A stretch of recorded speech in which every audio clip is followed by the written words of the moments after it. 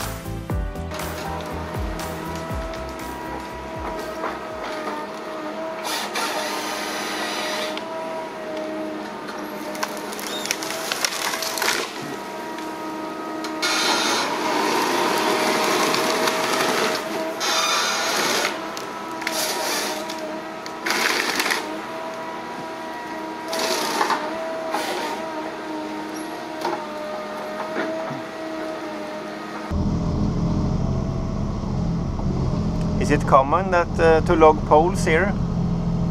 What do you mean? Is it common for you to log telephone poles? Yeah. It is? Yes, it is. Yeah.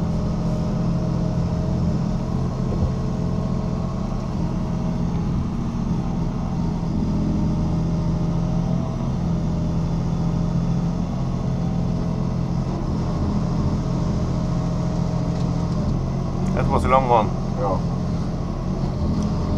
Hard to forward. Yeah, it is. But easy to walk. Yeah. Good for you. Yeah. At least for now.